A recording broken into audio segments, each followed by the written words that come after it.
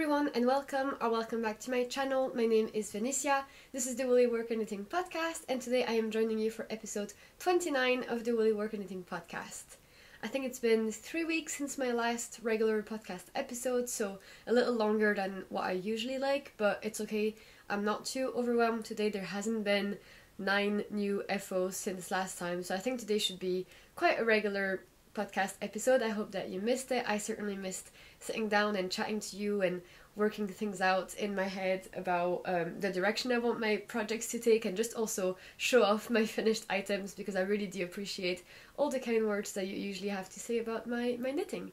So as always, I'll just do a little bit of podcast introduction. Like I said, my name is Vanissia. I'm from Belgium originally, but I live in Scotland and I have for the last 9 years approximately. If you want to find me on social media, you can find me on Ravelry, Instagram, Discord, at The Woolly Worker, and you can also find my Ravelry wishlist or support me on Ko-fi or Ko-fi if you wanted to just do a little bit of extra thank you for the work involved in these types of video. And actually, I would really love it if you join the Discord, because we're going to be soon organizing a knit night. So definitely check that out if you're interested in participating a little bit more in the knitting community, and also to, of course, show off your knits in the Discord. It's been really great to see people participating recently. All the details will be down in the description below, such as project names, yarn use, color names especially, and links to my Ravelry where you can find even more details like the size that I make or modifications that I do. If I don't mention something out loud, it's probably on my Ravelry, and if it's not, then you can of course DM me on Instagram or wherever, and I'm happy to reply. If I do miss your message, feel free to follow up. Sometimes things get a little bit buried under other messages. You can also use the timestamps in the video to travel to and from different sections, and my measurements are also written below if that's helpful for you to pick a size. So today I will show off 3 finished items, and then I will talk about 4.5 whips. One of them is literally like 4 rows on the needles, but I still feel like there's a bit to say about it, and that's why I put it in the whip category. I don't really think I have any acquisitions or plans per se to talk about, but I'll see how I feel at the end of the video, because I might. And then at the end of the video I'll also give a little live chat update, and of course discuss the elephant in the room, which was the Woolly Good Gathering, a yarn festival that happened in Edinburgh last week. I really want to chat to you about that and tell you about my experience attending. So if that all sounds good to you, let's get started. So the first thing I'll talk about is what I am wearing. This is my Lento sweater by Jonah Hillin from Len magazine. I think it came out first in the magazine, then she sells it as just a regular pattern now on Ravelry if you're interested. A lot of you may have heard about this pattern last year when there was this really big knit along organised by Bea and Amy Palco, the Let's Lento Cal. That was really fun. I participated in that, and then I'm just doing here my second version. So I've talked about this in my previous podcast episode if you want to check that out. I think I had done the body but not the sleeves, and maybe not even the neck, I can't remember. But it is now completed. I'll still talk about the yarn I used. So I used a combination of hand-dyed yarn, merino nylon sock superwash, that I bought over a year ago, so it was good to get that stash used. And then I held that with Isager Alpaca 2, which is a 50-50 wool alpaca fingering weight yarn in the color like E0, which is a very natural yellowish white, whereas the hand-dyed yarn was more on the true white base. So at first I was a bit bothered because I thought that the marling was a little weird and kind of unpredictable in that way, but overall I think it's okay, and I think that the fabric still looks relatively unified. I really used the littlest amount of yarn possible. I used 1.5 hand-dyed skeins, so around 600 grams. Which is really surprising. I did crop the sweater, but I did add length to the sleeves. My gauge was slightly different. I didn't want to use, I think the pattern calls for 6mm needles. I think I went down to 5.5. I'm not quite sure what my gauge is, but it definitely was a little tighter than what it should have been. And so when I realized that I had achieved the number of stitches called for my size with the raglan, I still decided to add maybe a couple of raglans more, just to make sure I had enough ease at the sides. And I don't know if you can see, but it doesn't really have that much ease. This is like where my body ends, so it has a little bit extra. I feel like it's a really comfortable fit where it fits like a ready-to-wear sweatshirt, but not like a really big oversized one. It just feels really comfortable and it doesn't have too much fabric. The sleeves I'm also really happy with. I wanted to make them full length, so I kind of just did the same rates of decreases and just kept on adding length. Towards the end I realized that they were still looking quite large at the wrist, so I did one row of rapid decreases. Maybe, you know, I think I did knit 3, knit 2 together, knit 4, knit 2 together, something like that. And then I did the required amount of ribbing, and then I did a sewn bind off, and I really like it. I think I could have, again, gone for a little bit more length, because they're not quite all the way maybe where I would have wanted them to be. I feel like recently a lot of my sweaters, the sleeves have been on the shorter side. But it's okay. I quite like the balloon effect, even though, like I said, they do have decreases all the way throughout. A couple of other modifications is that I did a faux pearl seam on the side of the sweater and on the underarm. So I'll try and show you. I might put some photos, but it's really subtle. It's almost not even noticeable, but I do like adding this detail. I've done it in a few sweaters. There's this like line of pearl stitches, and I did the same at the underarm when I picked up. This is going to be even harder to show, but I did a pearl stitch basically before and after the decreases that happen alongside the beginning of round of the sleeve. And I really like that. I really like the fit of this, like I said, and I really like the fabric. It's not too gapey and holey. Like, the stitches definitely look chunkier than they would had I used a 3.75mm, which is usually what I do for a DK. But it's not like looking too chunky and like fat big stitches, which is what I'm trying to move away from, and I'm trying to knit less with worsted weight yarns now. I really enjoy the look of small stitches, but I think this is still okay. I actually really like the color distribution of the speckles of the yarn. I think it is pretty unified. I used one skein of yarn to do the entire body and the neck, so all of that was done with one skein of yarn. And then I used my second skein of yarn to then do both sleeves. And I really don't know how this is going to show here on camera, but I don't know if you can see, but that second skein of yarn is more on the white side as opposed to the blue. So sadly, I could notice a line at the sleeve, and it doesn't bother me as much as it could, because first of all, it's symmetrical, so both sleeves are the same, and then second of all, it really isn't that noticeable in some lights, and it's okay. As long as the speckles at least are not pulling or doing a weird like helix, that's okay. I did a split hem. I think I mentioned last time, so it is really cropped at the front, which I like. This is like my belly button, so it's right there. And then the hem at the back is slightly longer. For the split hem, what I did was that, you know, when ribbing, I made sure that I had one knit stitch at the end, one knit stitch at the end, and then it was like knit 1, purl 1 inside. And then I added a selvage stitch to that, so then I had actually 2 knit stitches next to each other at the end. And then that, you know, outside knit stitch kind of rolls inside, so that's the best way I can describe it. It's quite good, yeah. It doesn't look too bad.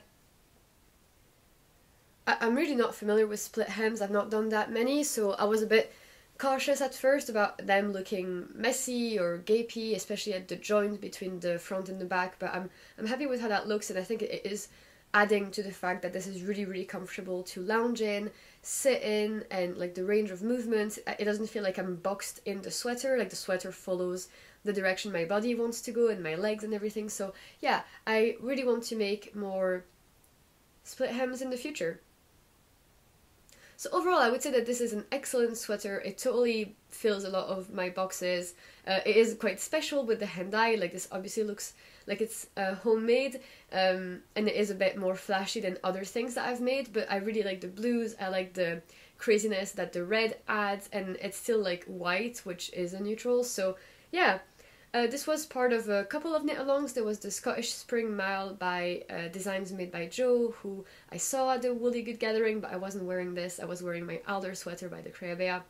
And then this was also part of the Lento Love Cal, which is organized by Len Magazine, or maybe just Jonah Hillen and La Bien-Aimée, which was the original yarn.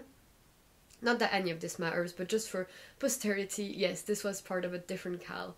It's really good to motivate myself to cast on pieces if I know that a lot of other people are doing it at the same time too, and that helps me maybe prioritize items on my never-ending queue of knits that I want to make. So yeah, happy to have used this hand-dyed yarn. Overall, I would say this is a huge success, and then the total cost of this item, when you think about me having used 1.5 skeins of hand-dyed and then some Isayer yarn, it was £42.24, which is still like quite a lot for how little yarn it used. If it had been just a regular commercial yarn, it would have been much cheaper, but it's just nice to keep track of things like that.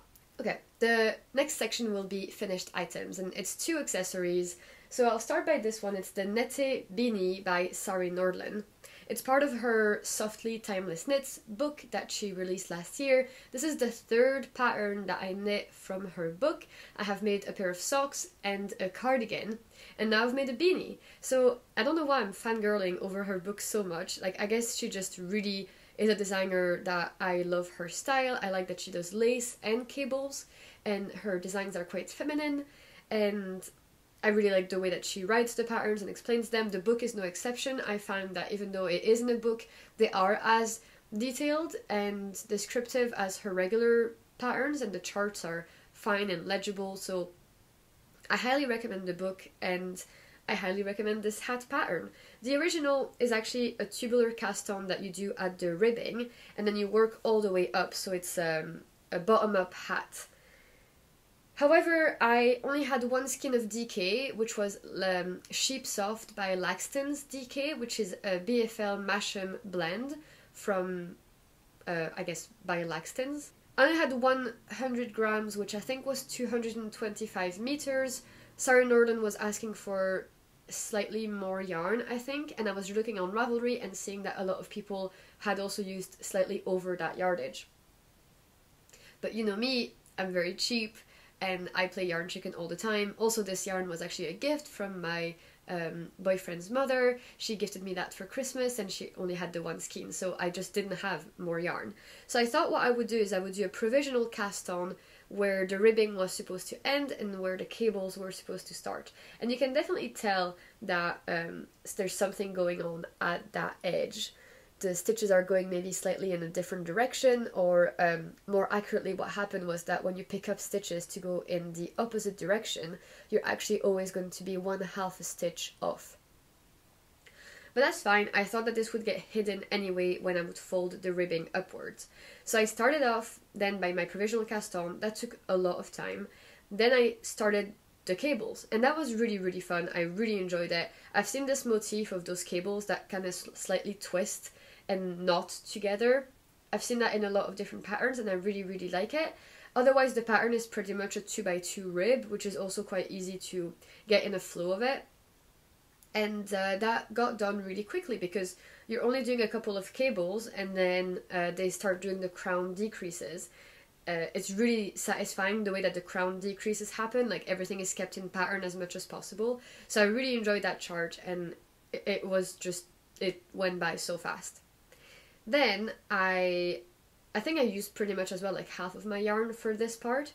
Then I picked up all my stitches and I went down in the other direction. The main body I did on 3.25mm needles, so quite small for a DK yarn, and then the ribbing I actually did on 2.75mm needles. And while this was on the needles, I had a feeling that it was really small, like the beanie looked like it wouldn't even fit my head, but part of me always knew that it is cables, it is rib, and I will block it afterwards. I just had a feeling that it was going to grow and expand, and I do find hats to be more comfortable when they're on the snugger side as opposed to oversized. So I wasn't too worried, but I was aware that it was looking really tiny. So I did a lot of ribbing. I considered shortening the ribbing because I know that on the pattern photos the hat that Sari wears is a bit droopy at the bottom, and I wasn't sure I liked that, but I already have a lot of Oslo hats and muscle bra hats which are quite fitted at the top of my head without that extra space, so I was open-minded about having a different shape of hat. I therefore followed the required amount of rows or inches or centimeters, and I never actually ended up running out of yarn. This actually took me 89 grams in total, so I still could have made it even longer. So there was in the end no need whatsoever for that provisional cast on, but I just thought I would mention it because it was a very good strategy had I had less yarn. And then afterwards, to then mimic what Sari wanted with the provisional tubular cast on, is that I rearranged my stitches from a 2x2 to a 1x1 rib, and then I did a sewn bind off, and that looks really good. Sometimes I feel like there's a bit of a slant when you're doing that 2x2 rearrangement, but I think for this, it must be the yarn that I'm using, or maybe the small size needle I was using. I feel like the rib is looking really good. Like, I know that you can see the slant, but it just feels really round, and I appreciate that a lot. So therefore, when I now fold it, and after having blocked it, it actually is really beautiful. The yarn also didn't look the neatest, like the stitches weren't that tidy before block. In the 2x2 rib, you know, like those stitches that are like just before a purl or just after a purl, and they're kind of elongated.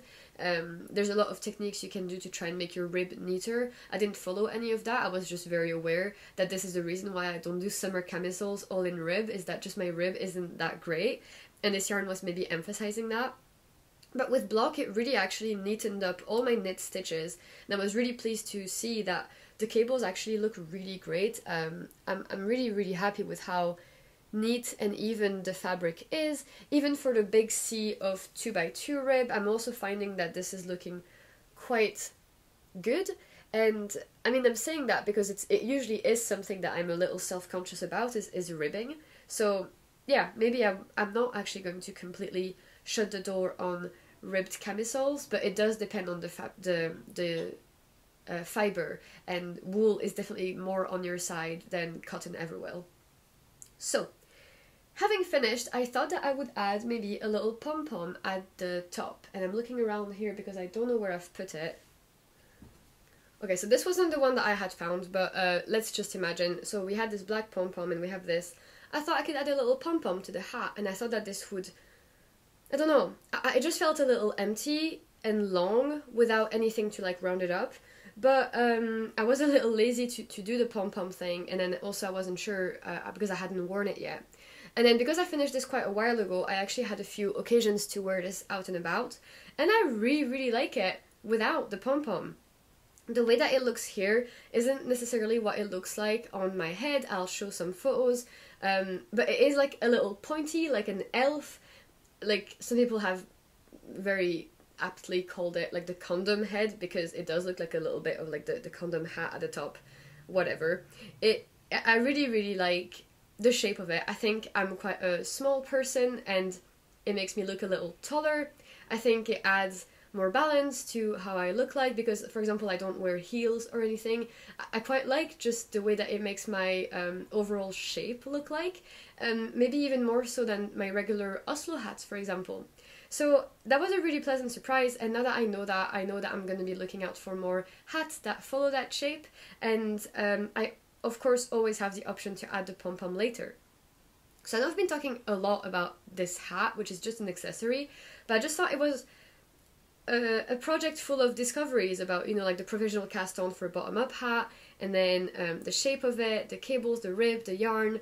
The yarn is a BFL Masham, like I said. It is definitely more on the rustic side, and it might not be the softest for a sweater, especially if it's one you're planning to just lounge in. However, it does feel really warm. When I wear it too much outside, it might get a little itchy on my forehead, and I can just take it off. I was thinking if I was to use that yarn again, I would probably use it for a cardigan to wear outside, like almost like a jacket, or a woolly sweater, again, that I would more wear as an outer layer. I'm thinking that it is softer than Peer Gynt, for example, maybe on the similar side of Lore by the Fiber Company. I feel like this is a yarn that will be really good for textures, like cables or knits and pearls. I was thinking actually maybe that would be good for a 6-season sweater by Rebecca Clow. It has a lot of nice heathered shades on their color range. They don't have that many colors, but the colors they have are very interesting looking. This is Grassington, for example, which for the longest time I didn't know if this was a grey or a green. Like, it is a really, really interesting shade, and it's hard to name. But I have my eye on the navy that they have that looks really good, and I just don't know if I'm ready to commit to a sweater in that yarn, just because of whether I would be wearing it or not, or if I'm just going to be making maybe another hat in the future. Okay, the next finished item, and please don't throw stones at me, is actually almost finished, but I just really didn't want to have to talk about this in 2 different podcast episodes. So they're the Ole mittens by Paula Strict. So I've got one finished here, and then the other one is so close to being done. I literally have like 20 rows to do on the thumb or something.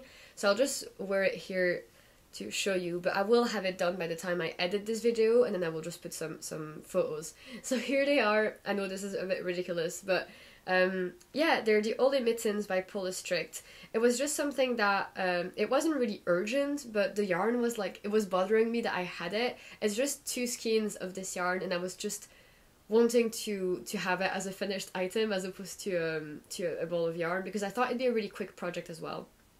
And I'm really tempted by a lot of the patterns from Paula Strict. She has the Ole hat, the Ole mittens. She has a lot of accessories actually, and she has a lot of patterns that are in fisherman's rib or half brioche, and this is no exception. So the yarn I use is Roma 5-wool, and yeah, it's really woolly, it's really thick, it's definitely an iron weight yarn. It feels different after block. It fluffs up and plumps up a little bit. I don't know if it's plied really or very loosely plied, but it almost feels like it's really easily feltable. It feels like there's no twist to it. The texture is showing quite beautifully on this yarn. I'll show you a little close-up, but I probably also will show you some photos. So this is the brioche, and you can see the thumb detail where you get that line of increases that nicely goes around your natural shape. The cuff is also an interesting detail because you're actually working the cuff inside out, and then that way when you flip it, it still is the same side of the fabric that the rest of the mitten is in. And this is something that was kind of like a really good engineering feat from the designer, and something that I was happy to just follow the pattern, because I know there's a lot of science behind half fisherman's rib and brioche and understanding the anatomy of stitches, and you know, like if you're doing this on this side, what does it look like on the wrong side, and vice versa. It's really something that I'm not comfortable improvising in, so it was nice to just follow the pattern, and then this is the final result. So basically, yeah, what I'm trying to say is that the beginning of the mitten, you're doing the wrong side of fisherman's rib, and then you're doing the right side of fisherman's rib, so that when you flip it, you get right side on the right side still. So that's really nice. I think a couple of other patterns from her, like the Ole hat, also uses that trick, which is really nice. Initially I wanted to have a matching set of Ole hat and Ole mittens, and I had bought the same yarn, or so I thought, but I actually bought a different color. So this is bought from My Ivory Room. She has a shop in London, and she sells quite a large selection of Roma yarns. There's Petunia, 5-wool, and a bunch of other ones. I'm really not familiar with the brand, to be honest, but I know that they're quite trendy, and a lot of Instagram designers are using that yarn. It's also not too expensive, although that's always relatable. It's always relative, depending on obviously people's disposable income and what they can afford, but I think this ended up actually costing in total £5.40 for both the mittens. I have a little bit of leftover. The other thing that's a bit annoying is that, so there are instructions that are different for the left and the right mitten, because the thumb increases has to happen facing opposite directions for them to be symmetrical. I had cast on one extra stitch by accident on this one, and so I made some modifications later on in the pattern, and then I ended up following the decreases for the medium size mitten at the top, even though I was trying to do the size small. Then on this mitten I cast on the correct amount of stitches, and then I therefore decreased the top of the mitten following size small, and they actually give a completely different look. Because if you look at this one, the decreases are happening in the middle. I don't know if you can see, but like the stitches are kind of following that central line. Whereas in this one, the stitches are decreasing on the side. So I really don't know what the camera is showing here. I definitely will take a photo and show you what I mean. It's quite annoying because it actually does look different when you look at it. It's not the kind of mistake that only I would notice, I don't think, but I have enough yarn that I could make a third mitten, and I think I'm probably going to do that. Like right now I'm a little mittened out because I just had to make 2 of the same thing. But it's not like I'm going to be wearing these a lot in summer, so I think when it comes to winter I probably will just quickly remake one of them. It probably will be the correct one, so the size small, and that way they will be fully symmetrical. But in the meantime they will be perfectly usable. I'm not quite sure about the yarn. I mean, I have a weird gauge, and brioche is known to be very, very stretchy. So this is an iron weight yarn, but you're using 3mm needles. I'm still getting holes and gaps, and my tension was not, like my gauge was not the same as the pattern. The pattern would say, for example, knit for 20 rows, or this length. And I would only need to knit for like 11 rows, and I would get the length already. So it was really not a lot of knitting because I just kept on reaching the length already. Like if I had followed the number of rows, my mitten would have ended here. And I do like them, and they do fit. Like they're not giant mittens. There is room for me to move my fingers around, but when I do move my fingers around, like I'm seeing my fingers, so they're not going to be windproof. They're just not dense enough for me. Even though the yarn did fluff up during blocking, I still have holes in them, and I just know that this is not what I use the most when I'm outside. But also I don't have full mitts like this in my collection yet, so this could serve a purpose, and maybe the holes will be good for actually not completely overheating in them. I just don't know.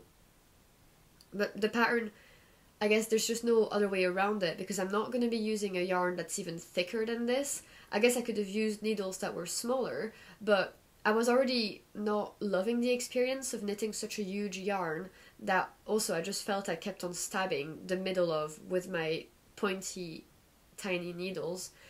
I just didn't love that experience, and I don't think I want to do that again, to use a really, really big yarn with really small needles. But I really do love her patterns. I want to make the Ollie hat, and she has a few designs. For example, there's the Coming Soon sweater, which I technically am like doing, and it's hibernating, which shows the reverse side, so the wrong side of Half Fisherman's Rib, as the outward facing side, and I really, really like that. And again, I almost prefer the wrong side to the right side. But I think that's pretty much it for these mittens. So overall, I guess I can recommend the pattern if you're not too scared of your gauge being too weird, and if you don't mind working a very big yarn on very small needles, and just make sure that your the top of your mittens is symmetrical. Don't be like me and try to improvise stitch counts. I will finish up this thumb today and take some photos of them, and I will tell you maybe next winter if I ended up absolutely hating the resulting fabric and if it wasn't practical at all. So I think that's it for the finished items. Let's talk about works in progress. I'll start with one that you've seen before. This was my main whip last time, I think. This is the Friday Tee by Petite Knit, and I've done a significant amount of progress since. I think before last time we spoke, I was just about to split for sleeves. I was clearly in raglan hell, where I just had way too many stitches on the needles, and I just couldn't wait. And I'm happy to say that, yeah, I ended up being able to split, and I added the neck, and I added the sleeves. So it does feel much more close to being done, even though we still have a long way to go on the body. Let me see if I can put my hands in and can demonstrate. I'm finding the experience really enjoyable, to be fair. I'm loving the pattern, and I'm loving the yarn, which is always a good thing about it. As you can see, we have the matching neck color and sleeve. Hems is really great. The neck color is double folded, and it has a purl row on the edge, which I did do. I was a little worried. People had said that the neck comes in quite high and tight. I was really careful not to make my knitting the edge together with the cast on edge. I was trying to ensure it was loose enough that I could put my head through, and that's fine. I've tried it on and I can do that without difficulty, so that's fine. Petite Knit actually recommends putting an elastic thread in if it loosens too much after a while. As you can see, it's got this really nice big raglan at the sides, which I really like. It's such a good detail. And then for the sleeve, I end up actually making a modification and doing one less repeat than what was called for. So normally I would have done one more stripe of like the green and the white, but I didn't want the sleeve to hit at my elbow. I thought that that might be a bit uncomfortable if the fabric was just like at the bend, so I made sure to hopefully aim for a little higher than that, again knowing that things could change with blocking. And I tried it on and I'm happy where it hits me, so that was a good decision. And then I repeated the whole thing on the other sleeve. I think the sleeve, like one sleeve took me one day, so that was good. And then I put it back on the needles for the body, and then I tried it on and I was just like this barely goes over my breasts, so we still have quite a long way to go on the body, even though it looks almost done. It's not. There's a lot more knitting to do, but it's really enjoyable. I actually took that as my on-the-go project for the Woolly Good Gathering and traveling, but it wasn't good because it's attached to 2 balls of yarn, and now that I've got the neck and the sleeves, it is heavier and it is more bulky, and it's really not as practical as a sock project, so I did regret having this as my on-the-go project, and I was really missing a stockinette project, so more on that later. But not much else to say. I talked about all my issues on the previous episode with the sort of doing the short rows and the purls on the increases on the wrong side. A lot of you messaged me and commented. That was so helpful.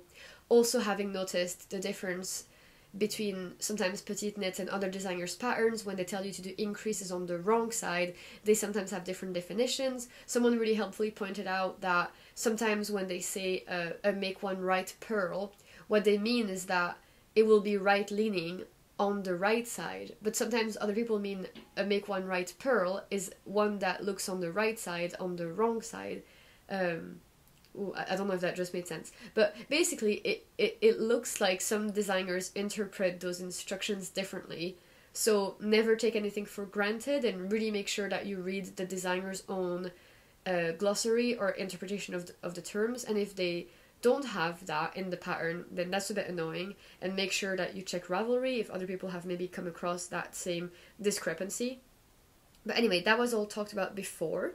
I'll show you where I picked up for the sleeve because I'm quite proud of how that looks.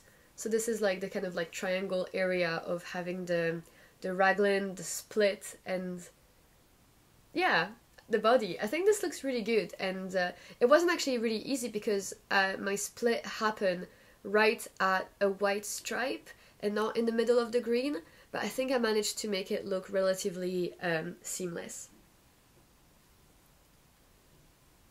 I made the size small, and I'm worried it's going to grow with blocking, but I won't know until it happens, and if it is a problem, I can always re-put it in water and really like make sure I don't stretch it out. So I think that's it for the Friday tea. There's not that much to say about it because of most of the construction having happened at the beginning, and I just wanted to show you the update of having added the sleeves. I really like the colors, a lot of you guys like it too, and I will just power on. I'm not gonna let myself get too distracted by my new cast-ons, and I will try and get more progress done on the body now that it's just that to do before it's over. Actually, just one more thing, I did go to a 2.5mm for the sleeve ribbing. So I'm doing my whole body on 2.75, and I think Petite Knit has you do all the ribs in like 3, which is her needle size, except for the neck that she goes down 1 needle size. I'm going down 1 needle size for all the ribs, and again it's just because otherwise I just worry that things are going to be too loose and too stretchy in the ribbing. So I think that's it for the Friday tea. But as always, if you have any questions or comments about the projects, then yeah, definitely ask me about it, and I'll be happy to talk about it even more. So let's talk about my next cast on. I think I showed that last time again as just having cast on. This was a contender for like what my t-shirt should be, and in the end I casted both of them on. So we've got the Friday tee and we've got the Slightly Sassy V by Amy Sher. And progress was quite slow at the beginning. There's a few reasons why, and I will talk about that later, but the progress I have done is actually quite good. I will show you that and then we will talk. So this is what I've got so far. This is so light, like this weighs absolutely nothing. And I don't know if you can see what's going on, but basically it's a v-neck raglan, and I have just joined in the round for everything actually. So the v-neck joins at the same point that the raglan sleeve separation happens in most sizes. For the bigger sizes you do a little bit more knitting after joining for the v-neck. So it's looking quite small, but the needle that it's on is small, so let's just assume that that's what that's about. The finishing for this will be an I-cord for the v-neck, so I guess this is pretty much accurate about how deep it's going to be. It's not going to have more rib to fill in that gap. It really is hard to estimate what this is going to look like on me. But yeah, so let me try and get my thoughts in order. So this is an Amy Sher pattern. The one thing I appreciate the most about this pattern is that it's a compound raglan and it has v-neck increases that also happen at different rates. It is an absolute nightmare to try and keep track of what is happening at which rate when. So what Amy Sher has very generously provided is that for each size of the pattern there's a table in a separate document that actually describes body, sleeve and v-neck increases for the entire progression. So there's like, I don't know, like 50 to 60 rows for my size that were just like written out as when are you increasing. And that was so helpful. I can also see how someone would be able to print that out or like put on their iPad and cross out. It really kept me sane. It kept a bit of the thinking out of it, and it was just following that table. Didn't make any mistakes. My stitch count is correct. I did find it kind of weird doing a compound raglan. It just feels like a lot of work compared to just increasing every other row. And sometimes you're not quite understanding the logic behind like very fast increasing or like very slow increasing. But I'm trusting the pattern. I'm curious to see how this raglan line is going to look like on my body when I'm wearing the t-shirt, because for the lento, you know, obviously it is literally just like go straight down and then split. Whereas I think compound raglans maybe try to espouse the shape of your shoulder a little bit, have quite a long straight line, and then have quite a steep line, so like an S shape is my understanding of maybe compound raglans. I'm obviously really liking this color. It's looking, I guess, quite accurate on camera. It's quite bright. This is hand-dyed yarn from the Fiber Fox. It's called Summer Incarnate, and it is on their alpaca silk cashmere fingering base, which is 400 meters per 100 grams. I bought 2 balls, so trying to make a whole sweater with 800 grams, which I have, 800 meters, which I have done before for my Cozy Classic Light fingering weight jumper, and it was quite cropped and small sleeved.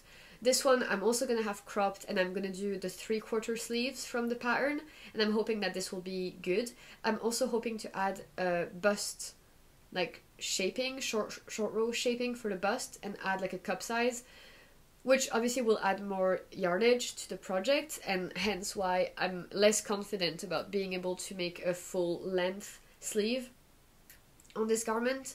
The v-neck, like I said, will only use an I-cord, but the rest of the sleeve and rib body are rib, so it's not like you're saving yarn there either. The problems I'm having with this is really just personal preference about I think the pattern is really wordy and thorough, which can be really good in lots of cases, but I'm finding it just a little bit easy to get lost in it. It has so many modification opportunities, and it goes in depth about a lot of different things. It explained how to measure yourself to choose whether to add a cup size or not, but that text confused me a little bit because it was referring to certain things like, you know, the apex, the side neck, and I was like, what's the side neck? And I know this might just seem silly, but sometimes the more options there are, the less I want to choose, which I know people can relate to that.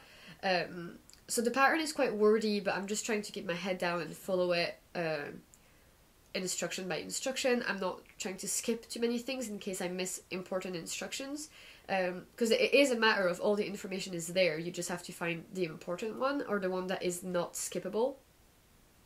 And then the yarn, I obviously love how this feels because it is alpaca silk cashmere, it is buttery soft, it is quite loose spun yarn, so the twist is really not that big, it is easily splittable, and it is sometimes a little too soft. Last time that I worked with this, I used my metal needles and it was quite a laborious experience. So for this one I'm using my wooden needles, and it's still showing up as very slippery and my tension is suffering. I'm almost embarrassed to show you, but I will show you. I am using a needle size smaller on the wrong side to avoid rowing out. I am still rowing out. There was a lot of knitting flat because of the v-neck, which is why I thought it important to at least try and attempt to mitigate the rowing out. But I'll show you my tension and you can see for yourself that it isn't the neatest stockinette.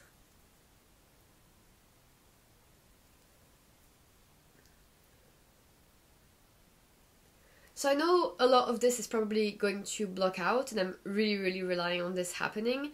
If not, it's also okay because what matters is more how it feels, and I know that this is like next to skin soft.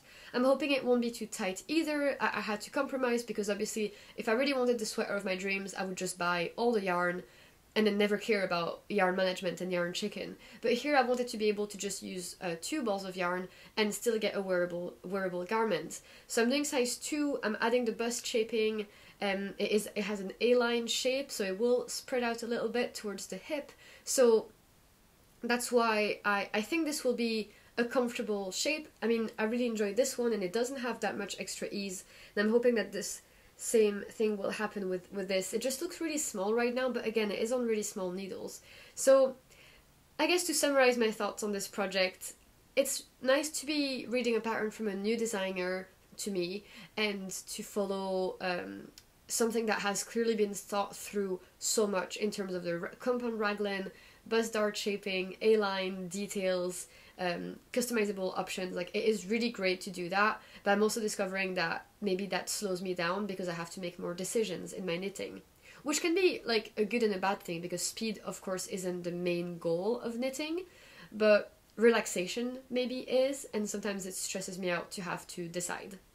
Then the second thing is that I do love hand-dyed yarn for just the sheer options of colors and also bases.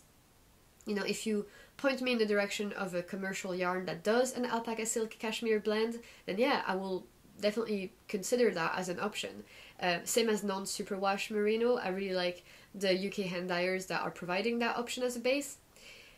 But this yarn base, as special as it is, comes with the caveat of not making my tension really neat, which is also a bit demotivating because it's not making me super proud of my, I guess, knitting abilities or progress as a knitter.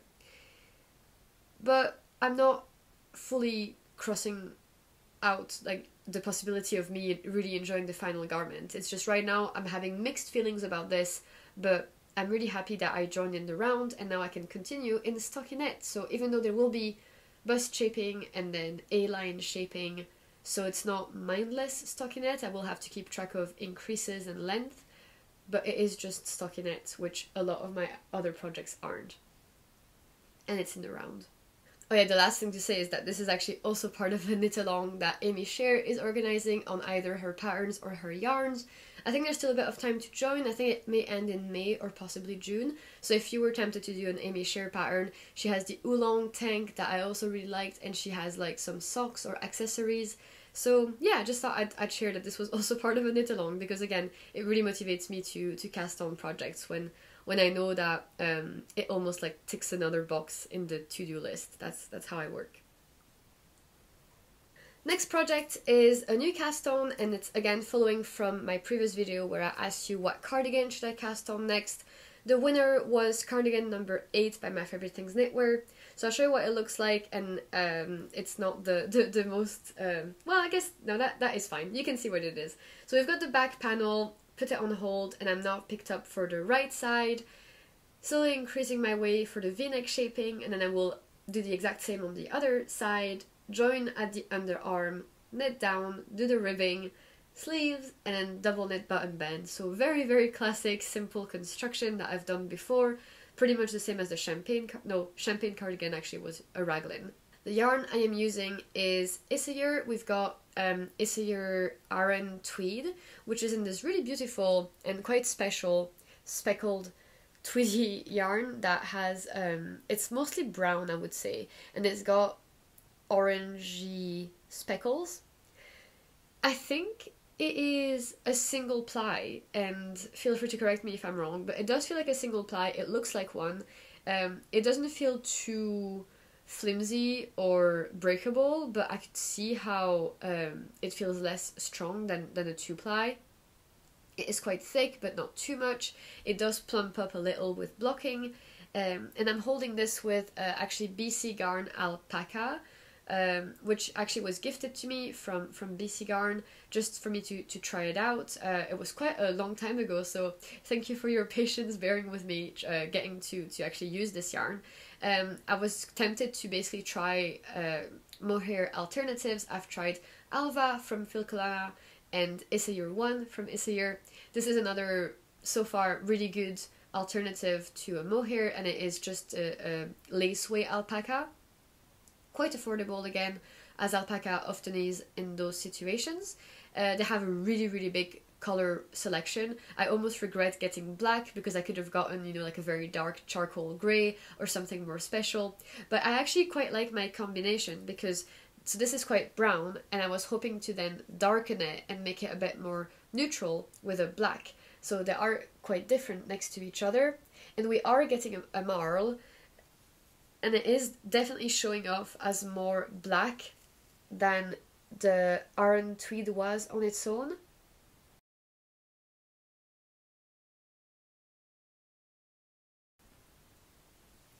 So yeah, I actually had originally bought a quantity for this cardigan in the sand colorway with like a white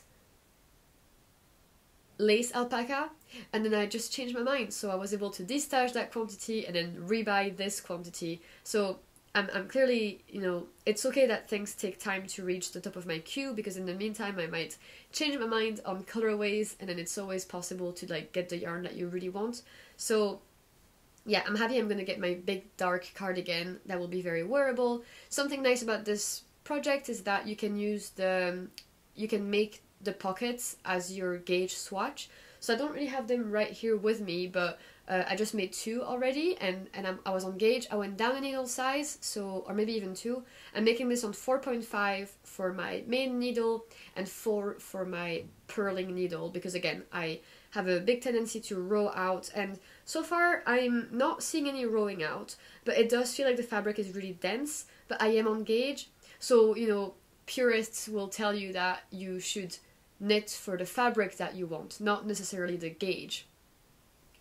So if I truly wanted to feel happier, I probably would have gone up a needle size to then like the fabric more, but I didn't want to at this time. And also I made the size extra small instead of small. I was also hesitating for a while, because I've seen on some people it looks really, really oversized, maybe too much so.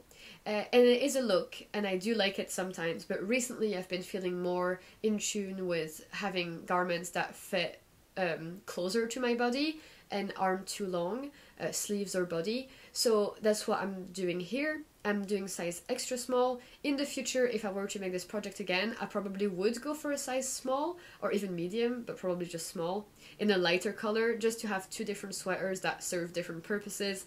I'm really looking forward to having this very, very wearable garment. I've heard amazing things about it. Everybody who's made it tells me that they wear it all the time, and like they just keep it on the back of their chair as like a, you know, throw-on sweater.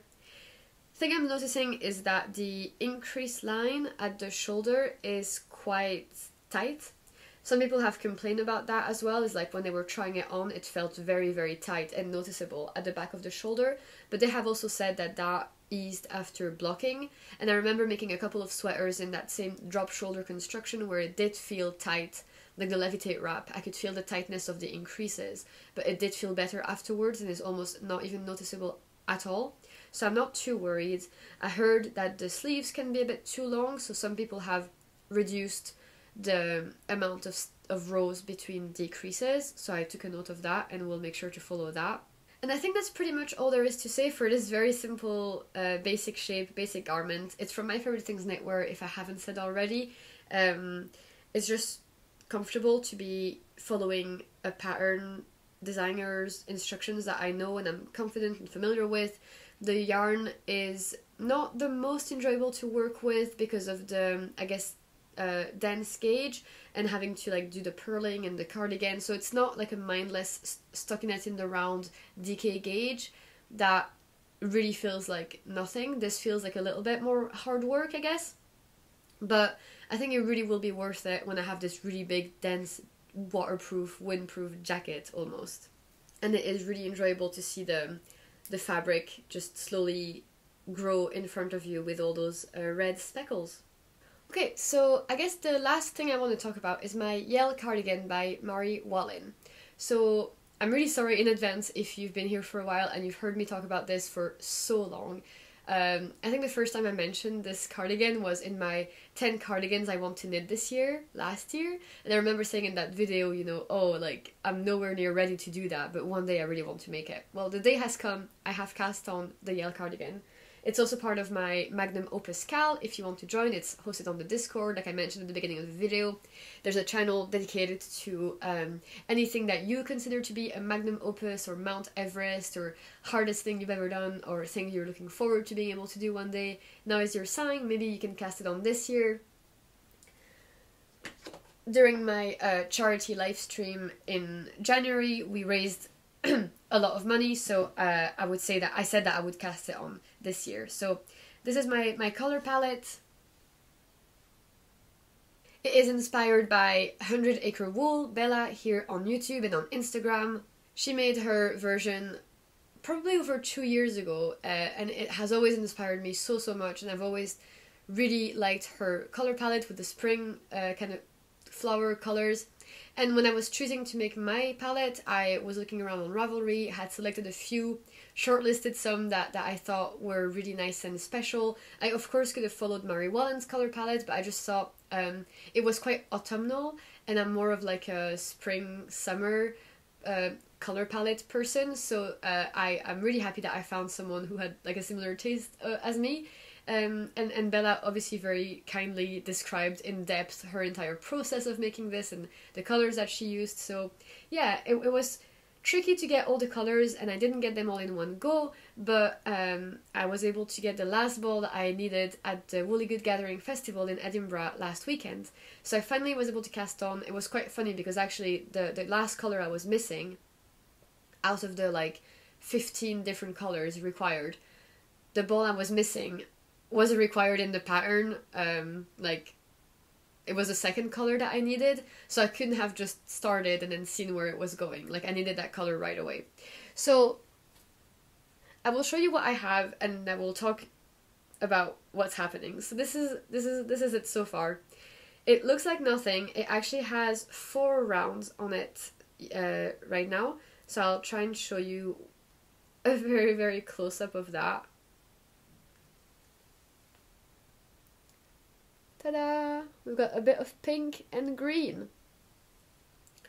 So I'll put this down because otherwise I'll be fiddling with it. But the thing I will say is that this is on like a sock needle. I think this is 80 centimeters around. And it's definitely not enough to accommodate for the sheer like amount of stitches that this has. You can see how like rippled this is.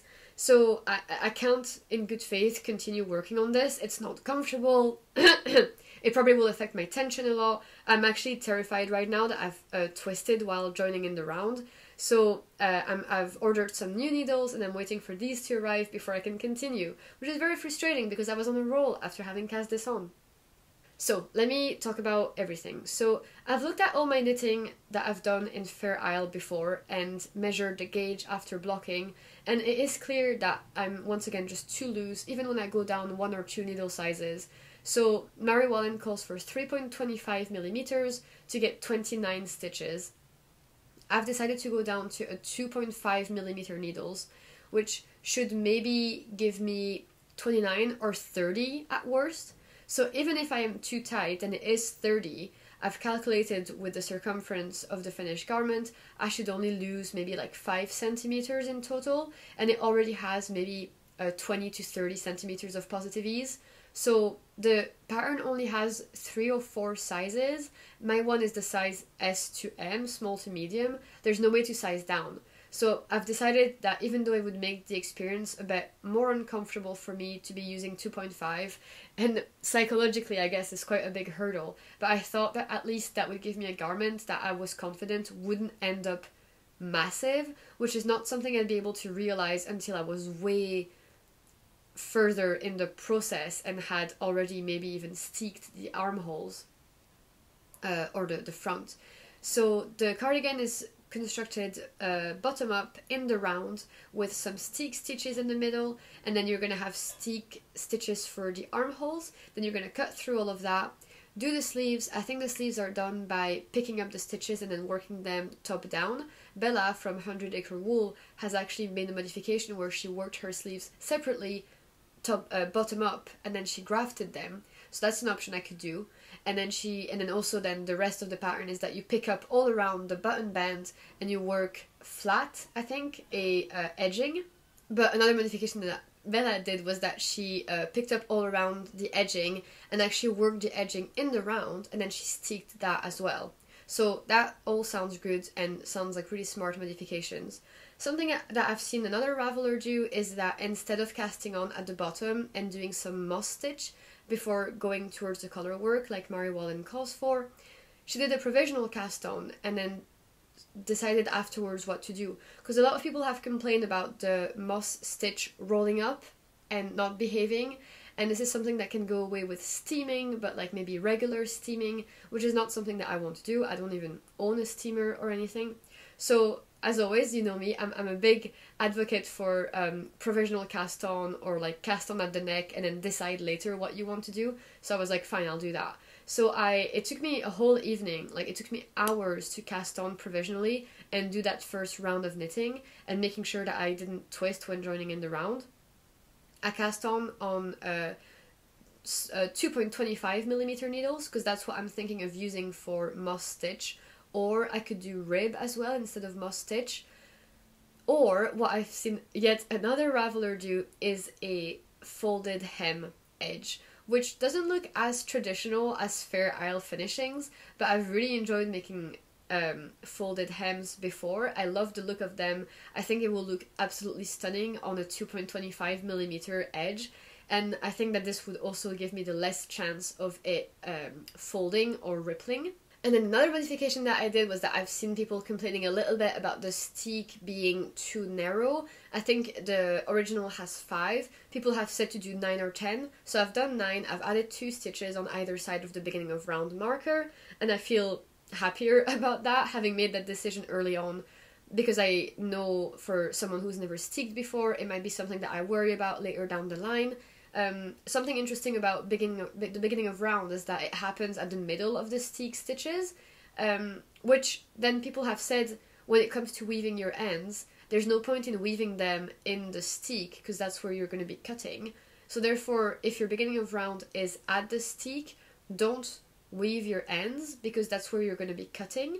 And then if you reinforce it with a thread at the edge, that's what's going to secure your ends anyway, whether they're woven or not. So that all sounds good to me. If I don't have to weave in those million ends at the bottom colorwork section, like that's perfect.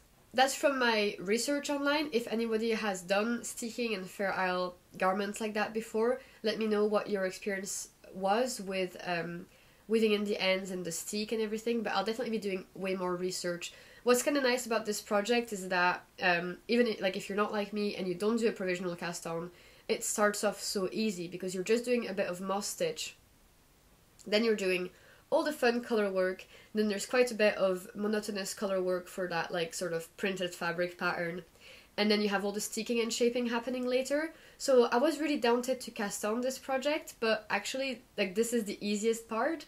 So I probably will gain more confidence as I go, and it'll be really motivating to have all that big body done by the time I've got to make the neck shaping and short row shaping. Like that will be quite a lot to work on, but right now it really is just about color work, pure and simple.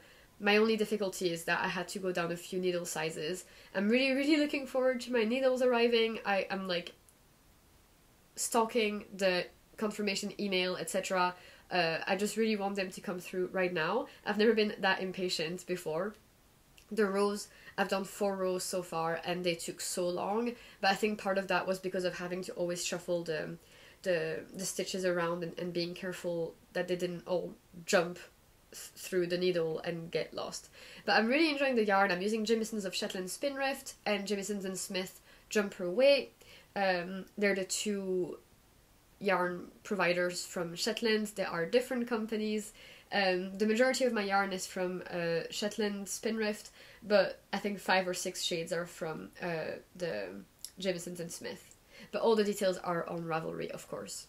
I know a few people are doing this cardigan right now. That's really exciting and motivating. If you are doing it, or if you were thinking of doing it, definitely join us then in the Discord, or just message me on Instagram and we can talk about it. I'd be really curious to know if you have made it in the past. What did you think of the shaping for the shoulders, the sleeves, the button band? I really am curious to know if it is as hard as it looks, because right now it really doesn't seem like anything I've done before. But I'm really looking forward to seeing that color work grow, and I can't wait to show you all that progress when it happens. So that's it for me, guys. That was all my works in progress. In terms of plans for the future, like I said, I'm still kind of in my completing mood, and I am actually really enjoying working on things I had started before, or going back and doing some finishing touches, and also just simply following my list of plans from when I was making those plans for like autumn, or just like general to-do lists. I'm enjoying knitting from my book and like doing some little knit-alongs that other people are organizing. I'm keeping an open mind in terms of summer knitting. I think the most likely summer knit I will cast on next might be the blouse number 1 by My Favorite Things Knitwear in pure silk, because Marlene from Marlene Knits brought me over some yarn from her shop when she came over for the Woolly Good Gathering, so that's something that might happen maybe not soon, because I do feel like I need to clear off some project first before I cast on a whole new garment, but it could be the next one. In terms of the Woolly Good Gathering purchases, I actually only bought 1 ball of yarn, and it was that Dog Rose colorway from Jamison's. I think it's that one. It's quite hard. I've got a lot of pinks. I think this is it. So that was my only yarn purchase, and then I bought a little like project bag from Jamison's because they were there. Like, that was so convenient. They were so lovely. Like, I loved meeting them. They had brought over all except 1 colors down from Shetland, and I got this little project bag that obviously is way too small to accommodate my yell, but I think it'll be great for a sock or the beginning of a shawl or something, like a 1 skein project. So I knew from the start, and it really helped me manage expectations and overwhelm. I knew from the start that I would go to that festival purely from a social and enjoyment perspective. It wasn't going to be about producing content, and it wasn't going to be about purchasing. And that really helped me just enjoy the moment, really participate in lovely conversations with vendors and friends and strangers, you know, coming up to me and chatting with you guys. Like, if you saw me there, thank you so much for talking to me. It was so lovely. I was really happy to go on both days. That also allowed me to fully dive in and not worry about missing out on things or running out of time. We organized a little meetup actually in Edinburgh with a few people that were coming to the festival. We went to a cafe at lunch, and it was mostly eating, not that much knitting. We didn't really have that much time, I guess, but it was really lovely to organize that meetup, and I'm definitely interested in doing another Edinburgh meetup. If you guys are interested, message me on Instagram. I'll start a group chat and we can talk about how to organize that together. So yeah, if you're in Edinburgh and you want to meet up, please message me on Instagram or on Ravelry if you don't use Instagram, and we'll see how that works out. No concrete plans yet. And if you want to join the Knit Night, then definitely join on Discord. Link is in the description below. And again, we're slowly agreeing on a date and a time that will suit people, so yeah, participate if you want to get your opinion heard. Next festival I'm attending is the Tangled Gala Shields in about 4 weeks. Really looking forward to it. I had such a fantastic time last year. Last year I vlogged it. This year I probably won't. I'm really just enjoying being me and not worrying about what is Instagrammable or YouTubeable or whatever. Like, a lot of people have said, like, when they were at the festival, is that they didn't take any photos or film anything because they were just so focused on, or just like they didn't realize that they weren't doing that, and then the time was over and they were like, oh, I didn't take any photo. And I can totally relate to that. Like, it just feels more in the moment, more mindful, and just more genuine to just enjoy knitting for knitting. So yeah, I really enjoyed just participating in the community and seeing how popular knitting is and Edinburgh is. Like, there were so many people, it was so successful. During that weekend we also went to the new Lanark Mill, which you may have heard about. We didn't go inside, but we saw what it looked like on the outside, went to the gift shop and saw all the natural wool there. We also went to Ginger Twist Studio, which is a yarn shop in Edinburgh that I don't go to very often because it is on the other side of Edinburgh. But that was also really nice to go there. It was like after hours with other people that had attended the festival, and it felt very cozy and friendly, and I definitely want to go there again because it was really inspiring. They had so many samples on the wall, so yeah, that was really good for generating inspiration. And that's the last thing I want to say actually, was going to the festival and talking to friends was amazing, like the friendship aspect, but also the sheer inspiration from seeing everybody wearing their best knits and showcasing what they had done, being super eager to talk about it. Like, I really challenged myself that every time I saw something that made me inspired or that I was admiring, I had to go and compliment the person instead of just like keeping that to myself. So I went and talked to so many people, complimented a lot, and that really again sparked conversation. I actually took a couple photos of people that I just like absolutely loved their color choices. So yeah, I was that creep that was like, can I take a photo of you? Because like it was, I needed to remember, because otherwise I would leave the festival and just like it would all blur into one moment. But I was really excited to actually write down notes after the event of things I wanted to remember and people I wanted to like make friends with. So before I ramble on any further and my voice breaks even more, I will round this up now. I hope you enjoyed this episode. It was really lovely to chat to you guys. I'm enjoying my new cast-ons, and I'm also enjoying making progress on the ones I had cast on before. I might slow down a little bit here on YouTube and on Instagram, because I just, from past experience, remember last summer was just a little slower for me, and obviously I'm making those fingering away projects anyway, so yeah, it feels like, and I'm also just really enjoying like the non-YouTube side of knitting, so yeah, if I post a little less and if I interact a bit less with people on Instagram, that's why. It's just kind of like shifting priorities for now. But if you enjoyed the video, then don't hesitate to like it, leave a comment, subscribe if you haven't already. Let me know what types of videos you'd like to see in the future, or also if any of the patterns I suggested or talked about today inspired you. That always makes my day when people say that they've maybe put something up higher in their queue because I talked about it. For example, at the festival, someone showed me some yarn they had bought for a birds of a feather shawl because they loved how I talked about it in the last episode. So that was really heartwarming. Hope you have a good rest of your day. See you all later, and happy knitting! Bye!